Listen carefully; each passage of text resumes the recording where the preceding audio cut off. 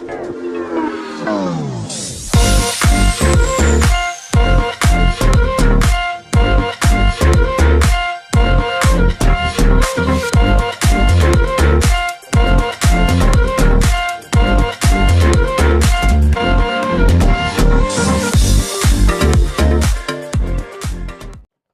semua, salam sejahtera Malaysia. Kembali lagi di dalam channel ini. Satu ulasan menarik, satu pendedahan yang mengejutkan daripada Ketua Pesuruhjaya SPRM, Tan Sri Azam Baki. Bagi saya, saudara-saudara, ini satu lagi pendedahan yang memang mengejutkan Malaysia, mengejutkan seluruh Malaysia. Dakwaan kerugian UiTM Holdings, SPRM akhirnya menubuhkan pasukan forensik. Suruhanjaya Pencegahan Rasa Malaysia SPRM sudah menubuhkan pasukan forensik bagi meneliti dakwaan penyelewengan yang mengakibatkan kerugian UiTM Holdings Sendirian Berhad ataupun UiTM Holdings sebanyak RM 157 juta. Saudara-saudara, ini satu lagi kerugian yang sangat besar. Jumlah ataupun nilai RM 157 juta bukanlah jumlah yang sedikit. Pada akhirnya, Tan Sri Azam Baki sebagai Ketua Pesuruhjaya SPRM telah membuat satu pendedahan berkaitan dengan isu ini. Oke, baik saudara-saudara, tuan-tuan dan puan-puan, sebelum saya meneruskan isu hangat ini, saya meminta jasa baik Anda untuk bantu channel ini dengan menekan butang like. Anda juga dipersilakan untuk share dan tekan butang subscribe. Ketua Pesuruhjaya SPRM, Tan Sri Azam Baki berkata, kes berkenaan masih dalam siasatan dan setakat ini pihak SPRM belum berhasrat untuk memberikan maklumat lebih lanjut. Azam Baki juga berkata, pihaknya difahamkan satu unit pasukan forensik ditubuhkan bagi meneliti kes berkenaan. Bagaimanapun, saya ingin ingatkan bahwa kerugian itu tidak semestinya berakhir dengan kes jenayah. Justru kita kena adil.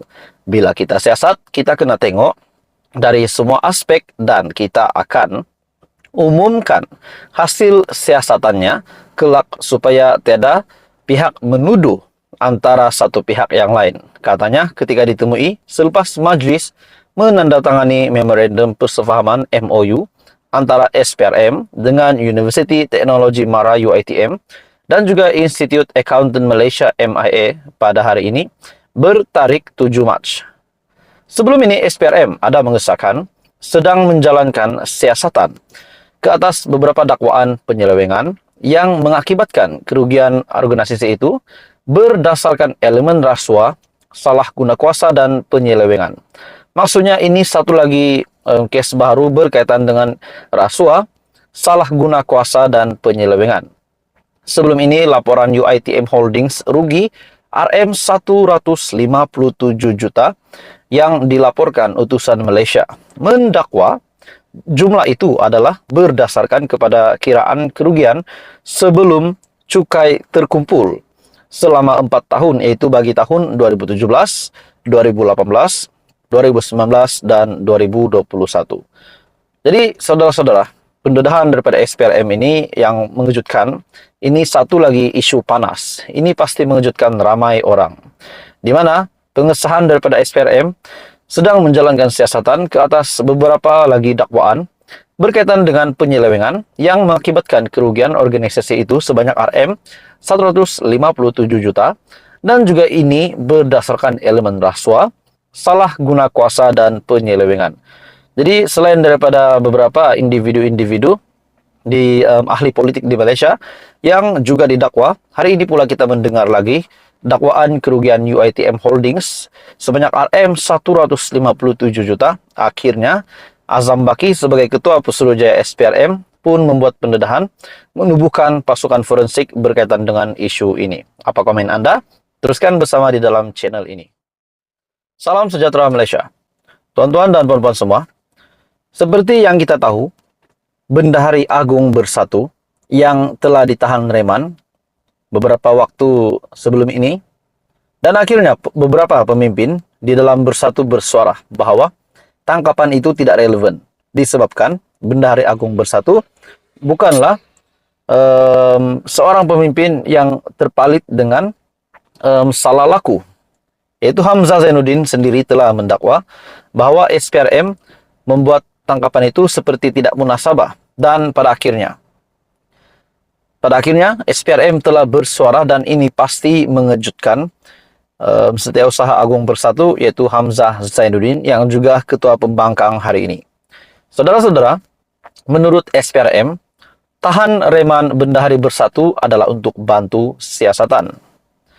Suruhanjaya Pencegahan Rasuah Malaysia (SPRM) menjelaskan tahan reman Bendahari Parti Pribumi Bersatu Malaysia Bersatu, yaitu Datuk Muhammad Saleh Bajuri, adalah untuk membantu siasatan berhubung perbelanjaan dana parti berkenaan. Kata Pesuruhjaya SPRM, Ketua Pesuruhjaya SPRM Tan Sri Azam Baki berkata, membuat satu kejutan besar. Pihaknya sebagai agensi penguat kuasa perlu mengikut peraturan dan undang-undang. Saya telah menyerahkan kepada pegawai penyiasat Suruhanjaya Pencegahan Rasuah Malaysia untuk menjalankan tugas. Mereka memikirkan ada keperluan untuk menjalankan tangkapan dan reman. Azam Baki juga berkata, tahanan reman itu adalah keperluan dan juga kehendak siasatan pada ketika itu. Ini adalah satu kuasa budi bicara yang digunakan dari masa ke semasa mengikut kesesuaian kes berkenaan. Pada Sabtu, media melaporkan Setiausaha Agung Bersatu Datuk Seri Hamzah Zainuddin dipetik berkata, menyifatkan SPRM tiada sebab munasabah untuk memohon penahanan reman terhadap Saleh atas alasan siasatan.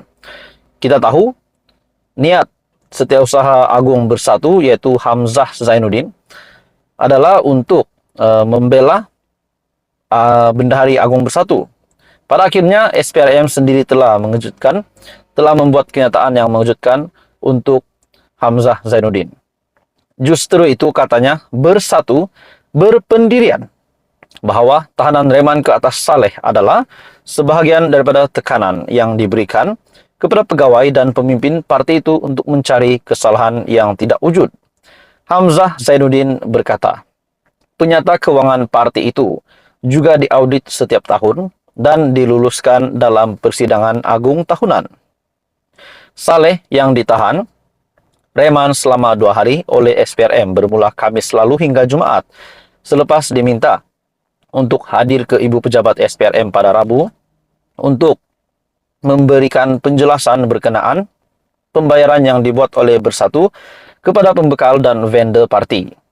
Terdahulu juga, SPRM pada Januari dilapor membekukan beberapa akaun milik Bersatu susulan siasatan kes itu. Jadi saya boleh ambil kesimpulan untuk artikel ini, di mana Hamzah Zainuddin yang telah bagi saya Hamzah Zainuddin yang menyifatkan SPRM tiada sebab munasabah untuk memohon penahanan reman terhadap Saleh dan cuba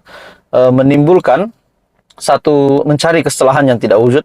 Pada akhirnya SPRM sendiri telah membuat kenyataan yang mengejutkan Bendahari Agung Bersatu, Setiausaha Agung Bersatu, dan kepimpinan Parti Bersatu, di mana penahanan reman Bendahari Bersatu adalah untuk membantu siasatan. Jadi apa komen Anda? Sekian saja, teruskan bersama di dalam channel ini untuk perkembangan yang seterusnya. Jangan lupa bantu channel ini dengan menekan butang like, share, dan subscribe.